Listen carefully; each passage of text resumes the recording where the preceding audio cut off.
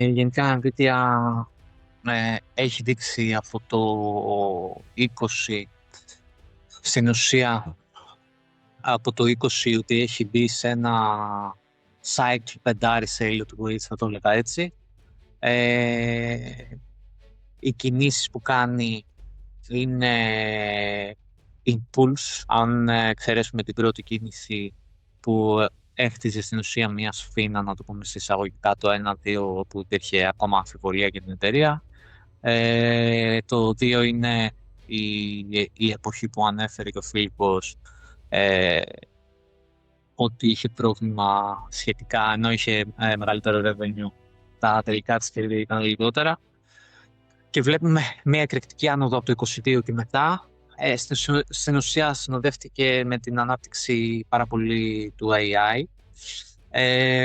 Προσωπικά θεωρώ ότι δεν έχει τελειώσει η κίνησή της. Θεωρώ ότι οι κύριοι στόχοι που έχει είναι κοντά στα 2,60. Θα κινηθεί κοντά στα 2,60. Καλές τιμές τεχνικά και βραχυπρόθεσμα. Θεωρώ είναι κάτω από τα 187. Πιστεύω ότι θα το πάρει αυτό το εύρος, 187 με 180. Η ιδανική τιμή για μένα, όπου έχει τις περισσότερες εντολές και παρουσιάζεται το μεγαλύτερο volume, είναι στα 145. Δεν ξέρω αν θα το πιάσει. Βραχυπρόθεσμα θεωρώ ότι θα πάει κάτω από 190 και θα πιάσει τις τιμές μεταξύ 187-180. Δεν ξέρω αν θα πάει τόσο χαμηλά. Η ιδανική τιμή θα ήταν. Έχει καλή στήριξη εκεί πέρα. Η κύρια κίνηση είναι να βλέπω ότι θα κινηθεί κυρίως μέχρι τα 2,60, και κάτι που μου αρέσει σαν ένα έτσι τεχνικό στοιχείο που ακολουθεί αυτό το pattern η Nvidia, γιατί κάθε εταιρεία είναι ξεχωριστή και ακολουθεί δικά της pattern. Δεν είναι σαν τους δείκτες και το bitcoin, ας πούμε, ακόμα ακολουθεί τα δικά του pattern. Αυτή η εταιρεία, ένα έτσι ωραίο χαρακτηριστικό που μπορούμε να προσέξουμε που έχει στο εβδομαδιαίο chart τα τελευταία χρόνια, είναι ότι κάθε φορά που ο stochastic RSI είναι oversold, στην ουσία είναι κάτω από το 20, δείχνει ότι η εταιρεία, ότι η τιμή βρίσκει ένα bottom formation. Το βλέπουμε και το 22, το βλέπουμε και το 23 να κάνει αυτό το pattern, και το 24 και το 25. Το είδαμε ακόμα και στις αρχές ε, μάλλον το είδαμε και τον Απρίλιο, το Μάρτιο-Απρίλιο του 26. Συνήθως όταν φτάνει σε oversold, όπως το stochastic RSI, δείχνει η τιμή να ανακάπτει και μάλιστα γρήγορα σε V-shaped recovery, όπως το λέμε στο trading.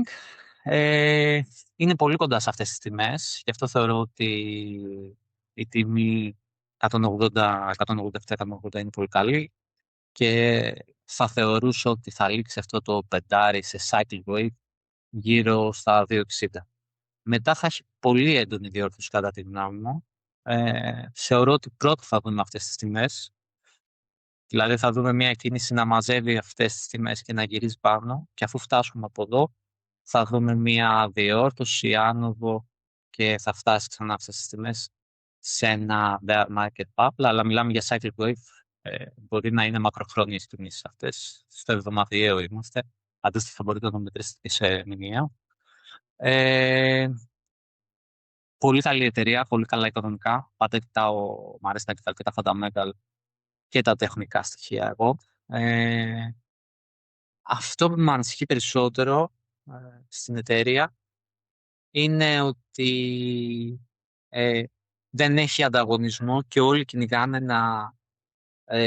να μην είναι πλέον, οι μεγαλύτεροι πελάτες της κυνηγάνε να μην είναι πλέον εξαρτημένοι από αυτήν. Από τις θετικές ειδήσεις που έχω δει το τελευταίο καιρό για την Nvidia, είναι ότι στην ουσία ανακοίνωσε μια μεγάλη συνεργασία με την Palantir για παροχή ασφάλειας συστημάτων AI στην κυβέρνηση των ΗΠΑ, και καθώς εργάζεται και σε κάποια project στην Ινδονησία και στην Ευρώπη. Οπότε κάπως αρχίζει και έχει πηγές εισόδων και έχει διαφορετικές πηγές εισόδων, να το πω έτσι. Και δεν είναι μόνο από Microsoft, Amazon ή Google. Παρ' όλα αυτά είναι μία από τις καλύτερες εταιρείες που έχουμε δει. Δεν έχω να πω και κάτι άλλο, να σου πω την αλήθεια. Δεν ξέρω αν θες να συμπληρώσεις εσύ κάτι, φίλε. Πολύ ωραία ιστορία, την οποία θα τη λέμε στο μέλλον, για το πώς η Nvidia ήταν έτσι από τις εταιρείες που ήταν στο πρώτο βαγόνι αυτής της τεχνολογικής επανάστασης που λέγεται τεχνητή νοημοσύνη. Τώρα, το αν τη θυμόμαστε με ωραίο τρόπο ή αν τη θυμόμαστε με τρόπο διαφορετικό θα εξαρτηθεί στο μέλλον. Εγώ, να σου πω την αλήθεια και προσωπικά, επειδή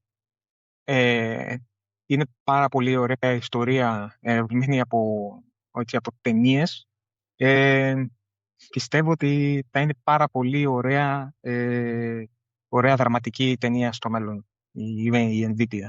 Δεν ξέρω άμα συνεχίσει αυτή την φοβερή ανάπτυξη που έχει. Το παρελθόν, επειδή καλό είναι να το κοιτάμε κάποιες φορές χωρίς να αποτελεί και τυφλό οδηγό για το μέλλον, αλλά καλό είναι να το κοιτάμε. Υπήρχαν τέτοιες εταιρείες και υπάρχουν ακόμα τέτοιες εταιρείες, οι οποίες οδήγησαν τεχνολογικές και άλλες επαναστάσεις στο παρελθόν, οι οποίες υπάρχουν τριγύρω μας, αλλά απλά δεν είναι νούμερο ένα, δεν είναι τόσο μπροστά, έχουν γίνει, ας το πω σε εισαγωγικά, πιο ανθρώπινες. Τα οικονομικά της στοιχεία είναι τρομερά, φοβερά, αλλά σε μια φούσκα που λέμε, η οποία θα σκάσει, τότε νομίζω θα γίνει πιο ανθρώπινη η εταιρεία. Όταν λέω ανθρώπινη εννοώ σε οικονομικά στοιχεία και σε όλα αυτά και σαν μετοχή.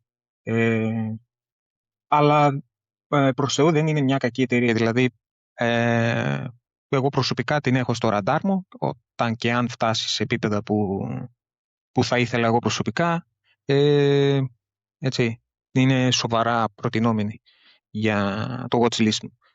Αυτό από μένα.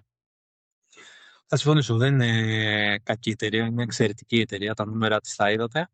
Νομίζω επειδή τα αναφέραμε πολύ αναλυτικά και τεχνική ανάλυση και fundamental. Εμείς με τον Φίλιππο είναι κάτι που γουστάρουμε αυτό. Χρόνια ασχολούμαστε σαν επενδυτές και με μετοχές και με κρύπτο. Μας αρέσει, το κάνουμε γιατί μας αρέσει.